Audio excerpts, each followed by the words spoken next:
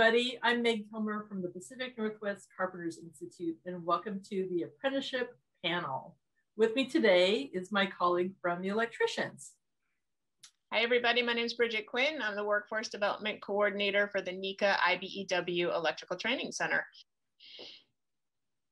We have 3 apprentices with us here today, and we have a series of questions that will pop up on the screen, and they'll each take a turn answering that question for you.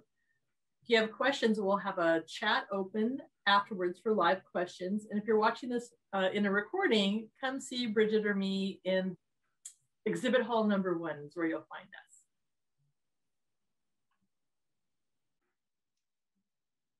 All right, so I guess we'll take this one at a time in order, Brennan, Selena, and then Natalie, okay? Can you please tell us your name, your trade, and how old you were when you started your apprenticeship program? Hey everyone, my name is Brennan Norton and I am an electrical apprentice, and I was 21 years old when I started my apprenticeship program. My name is Selena. I'm EIS, which is Exterior Interior Specialist, and I started my apprenticeship program when I was 18. My name is Natalie Aranda. I'm a labor apprentice, and I actually started when I was 24 years old. What drew you to your specific trade? What do you like best about it? Selena? What drew me to my trade was my mom. She's a EIS carpenter as well, and she seemed to really love her job, and so I decided to follow in those footsteps. And what about you, Natalie? What drew me to it is that I have a lot of family, both carpenters and laborers, and my aunt is actually the one who started out as a laborer apprentice, and she was trying to get me in since I was like 18 years old, and I kind of kept pushing it off to the side, and finally I just decided to join, and she loved it and she exceeded in it. So I'm also trying to just follow in her footsteps, and I really enjoy what I do. Brennan? I think what drew me to my specific trade is just the broadness of it. You could be working on high voltage lines or wiring buildings or working on houses. So I like that it changes every day and I can get to apply the different things I learned at school. Okay, and what does your typical day look like? Let's start with Selena. We'll put you back on again. The typical day on a job site for me is doing stretch and flex. Then after stretch and flex with the whole job site, we'd have a company meeting and get laid out for what we're doing for that day on the job, as well as who you might be partnered with. Me specifically, I usually do layout. And so I have one partner, and then we'll get the CAD files as well as the layout machine and start getting to work so we can lay out the building as quickly as possible before people start catching up to us. Okay, thank you. And Natalie? Typical day for me, also stretch and flex, talk with my foreman about, go over the pre-task plan about what we're going to do for the day. And I guess it kind of depends on what we're doing. So if it's a pour day, we just gather all of our materials, get ready for the pour. After the pour, we just clean up and try to do punch list things since we're already pretty much at the end of the job right now. Okay, thanks, Natalie. How about you, Brennan? My typical day starts with stretch and flex, and then I do a pre-task plan, and my foreman or my journeyman kind of talks me through what we're going to be doing for the day. And then depending on what phase that we're in, I could be setting gear or panels, pulling wire, organizing material, or even running conduit. It just changes day to day. I hear that you have a lot of variety in your day, but can you tell us, what do you find the most challenging about your apprenticeship? I think the most challenging about my apprenticeship is definitely being on a concrete crew. It's very heavy work sometimes, but I think because I'm a laborer, there's a lot of variety, so I'm not pouring concrete all day long. So we just kind of pour concrete, get the job done, and then move on to something different. Brennan, how about you? What's challenging about your program? I think the most challenging thing, and I don't know, I think this goes for construction in general, is usually you're starting pretty early in the morning. So you need to be on time in the morning. And then sometimes what you're doing can be very physically demanding. So it's hard to find that life and work balance between what makes you successful at work every day and what doesn't leave you coming home and wanting to take a nap every single day. So. How about you, Selena? What I found most challenging about my apprenticeship was being new to the job site, finding my bearings around the job site if it was a very big one, especially when it's in clean room because it's usually very confusing and everything looks the same. And then as a new apprentice, I would say learning the material names so you can help your journeyman out and learning how to best use your tools because they don't really teach you until you're on the job. So that's what I would say. Okay, thanks everybody. What skills, abilities, and personal attributes are essential to success in your field? And we'll start with Brennan. I think some of those important things that you can focus on, being on time every day and being there every day is very important. I think that you need to be able to work with anybody at any time. You're going to work with a lot of different people. The job is always changing. So you need to be able to find something that you can learn from each person that you work with. And I feel like it was already said, but general tool skills are nice to have. I didn't have any coming in, so it's kind of nice to have a basic understanding of things before you walk in. Okay, thanks, Brennan. And how about you, Selena?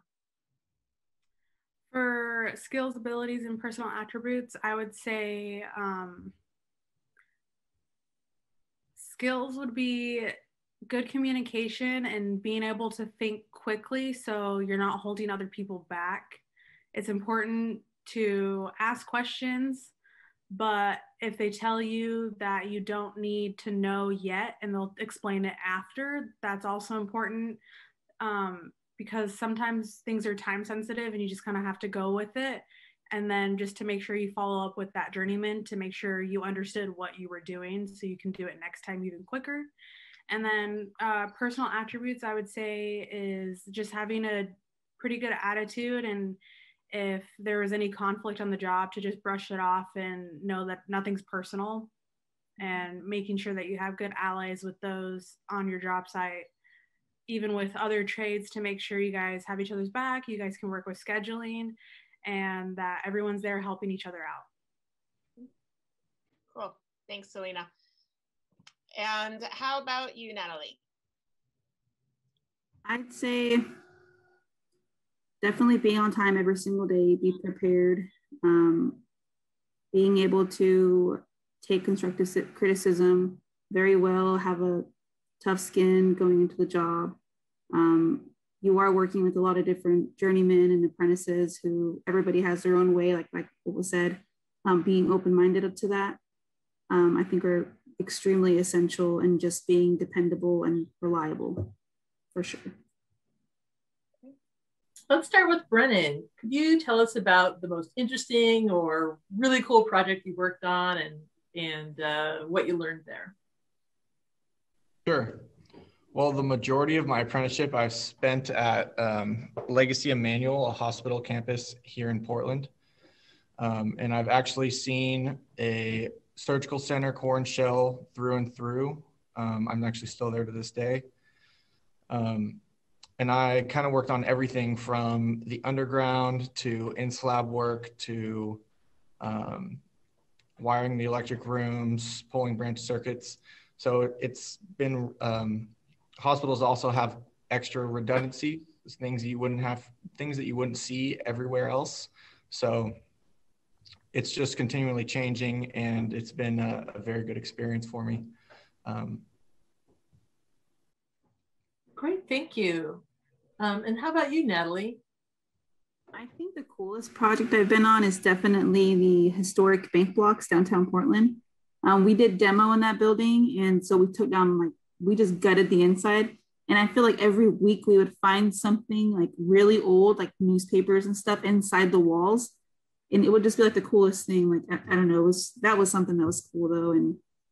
And Jefferson Station, we gutted that out too. And it's nice to see it up now, like brand new. It looks kind of cool. It's nice being able to be a part of something and later on looking back and like thinking about the memories that you had there, what you did to make it look the way it does now, you know? Sounds like you take a lot of pride in your work. Selena, how about you? Tell us about a cool project you've been working on. The two coolest projects that I've worked on, I would say, is one, the convention center. That's where I first learned to do layout, and it was a pretty big building. And then also had really pretty sunsets. The other project that I thought was really cool was I did a clean room job in Vancouver, and I've never been asked to do layout on ceiling tile. So that was pretty interesting, especially in a bunny suit and a lift. So it was very odd. You better tell us what a clean room is. Clean room, usually it's like prefabs for computer parts is usually what I've seen. And they're called clean rooms because you have to be very clean. Anything from makeup particles to a perfume or deodorant, they want you to stray away from because it could ruin the products that they're producing. And so our joke for layout was, yeah, why don't we just lay out on the ceiling? Well, in that case, we really did lay it on the ceiling. So it was pretty funny. So my question for you is, if you could go back in time, what career advice would you give to your high school self? Let's start with Selena. If I could go back in time and give myself advice in high school, I'd probably tell myself that rather than just saying be confident, actually do it. Because having confidence in yourself will prove to your journeyman that you're capable of doing something, that you don't need to be babied, and to not let people treat you like you are a kid, even though you just graduated, I guess, for those that are coming in very young, because it doesn't help you to be babied. It's better to just kind of take control, be confident, and show them that you can do everything that they're going to teach you. Okay. How about you, Natalie? If I can go back in time, I would have joined the trades right out of high school and listened to my aunt when she first told me about it. And instead, you know, I strayed off into like office jobs and stuff. And I wish I would have known the benefits of joining the union and making the money that I'm making now. And I start to think like, I could have had this much money saved up, or I could have been already vested, you know, like there's just, I feel like I didn't learn about this enough at that time. So I wish I would have, you know, if I can give myself some advice, like look into trades, look into other options. It's not just about finding a job that's going to pay you something. Look for a career that, you know, it's not all about not all about college either, that there is trades who will pay you on the job to learn, you know? So I wish I just would have had more education on options for my future, for sure. Okay, thanks, Natalie. How about you, Brennan? If I could go back in time, I would probably take a little more time to explore my options. I think that there are a lot of different things that you don't hear about in high school. I didn't even know about this electrical apprenticeship when I was in high school, or it was never really something that I thought about. And I'm happy I did it to this day. I think that no matter what you want to do, you should just go and do it. And if it doesn't work out, then there's plenty of good things that you'll learn from it and be able to take to your next career or job. So. Mm-hmm. Can you tell us what the best advice you ever received from a teacher, a mentor, or your journeyman, a fellow tradesperson? Let's start with Natalie. I think the best advice has always been is if you're a hard worker, you'll never be out of work. And I think I live by that. I've been a hard worker since day one, and I feel like I've always been taken care of and I've always been working. So I guess that's probably the best advice. Just work hard, never give up. How about you, Brennan? Before I got into my apprenticeship, my grandpa was actually he retired and he was an iron worker. And he told me to show up every day 15 minutes early, ready to go to work just in case your foreman wanted to talk to you. And that's classic advice, right? Yeah, it is classic advice. How about you, Selena? Who gave you good advice and what was it? The best advice that I've received is when I was in high school, I actually did a like a skilled training for construction, but not the same field that I'm in currently. But the advice is that what I got was from a teacher actually from PNCI who came in to grade our work, making sure that we knew how to use the tools. And she had said to make sure that you're confident and to not show people that you're second, third, fourth, fifth guessing yourself. So in that case, I was marking a piece of material to cut, and I marked it really well. She's like, you just got to mark it once. As long as you see it, then you're good. You don't have to prove to other people that that line's there because they're not going to be cutting it. You are. And so that just shows that you're confident in your own work and in yourself. And then with the showing up early, for me as a Washingtonian, I got to show up at least a half hour early because that traffic, you never know what's going to happen. Were you a natural morning person? No, I'm not a morning person. But I definitely have a good attitude and I work hard. But no, you don't have to be a morning person. It just helps if you are.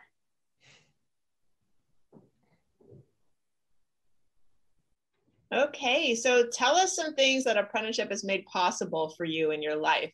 Brennan. I think a benefit to on-the-job training is just that not only am I going to school, but I'm getting paid while I go. So I never really had to make choices like paying certain bills or something like that. I've always been able to pay my way through school. So I think that's something unique to on-the-job training. Mm-hmm. Okay, Selena.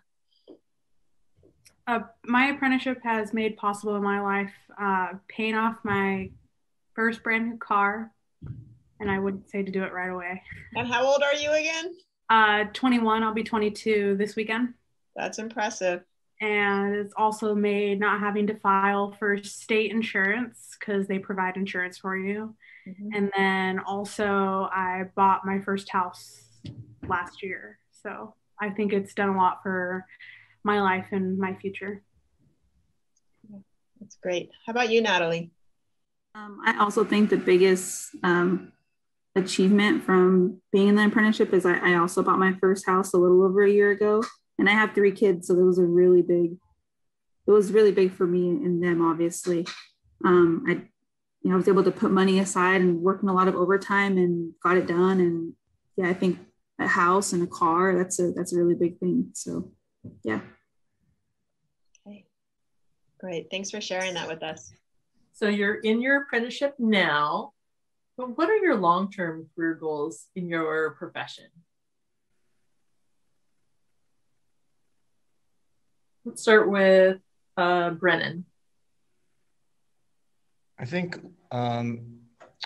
long-term goals, I'd really like to do something similar to the job I'm on now and kind of see a building start to finish, because it's just, it's a very unique feeling to show up somewhere every day for 3 years and be able to say that you had a hand in every single part of that building going up. So, and then it's permanent on, I mean, every single time I would look over the Fremont Bridge or drive by, I see it, and it's kind of just a representation of the hard work that I put in for the last 3 years. So it's a feeling that you really can't beat or, I guess, compare to anything else.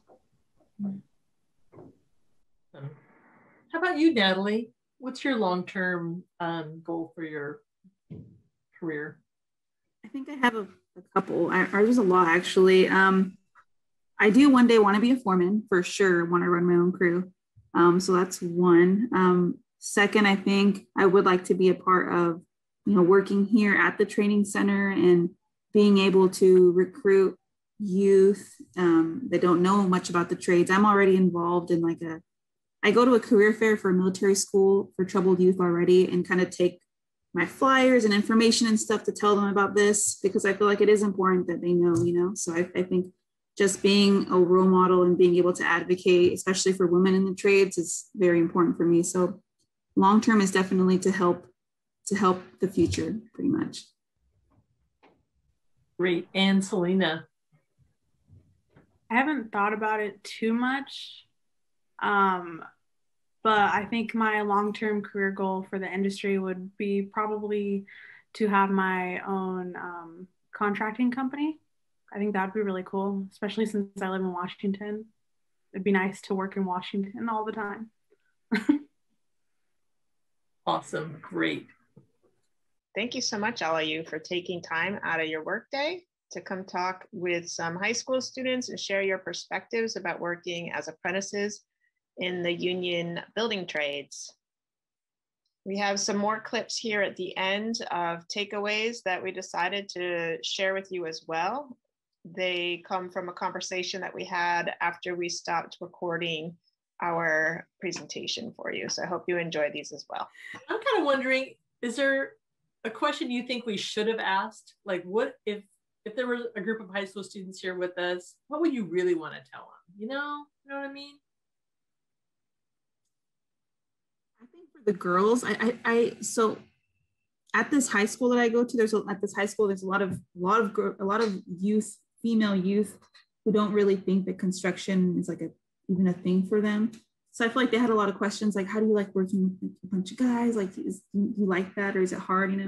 So I think it's important that they know it's not like just terrible. Like, oh, you can't work just because there's guys. Like, no, you can work just as hard as the guys. If not, you make the guys work even harder because you're outworking them sometimes.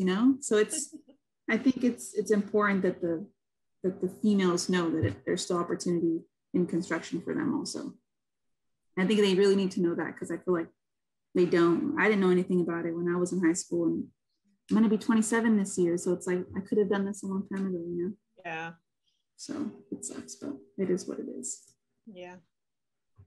I wouldn't say necessarily a question, but something like a piece of information just to give out there is, when I have talked to people either my own age or when I would volunteer at high schools and stuff like that, the girls, they're somewhat interested in it. They're like, well, I want to have my nails done. I have my nails done. I just keep them super short. Mm-hmm. Another thing, they're like, well, my makeup. Well, I mean, if you sweat a bunch, you don't want makeup on because it hurts your eyes. But I've had makeup on a lot of the times on job sites. I know one girl wore fake lashes almost every day on the job site. But I mean, she could do it with her trade. Another thing is, people ask about tattoos still, even though most people know that it's okay. Some people ask about piercings still.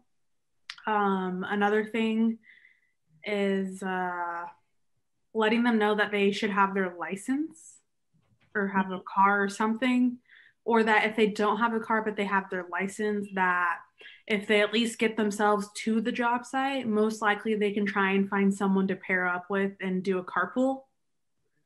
And there's one other thing. The felony thing. I had talked to someone that I had went to school with that was working at a pizza place, and I was like, hey, you should join. I mean, if you're working here, you might as well do something else, like construction.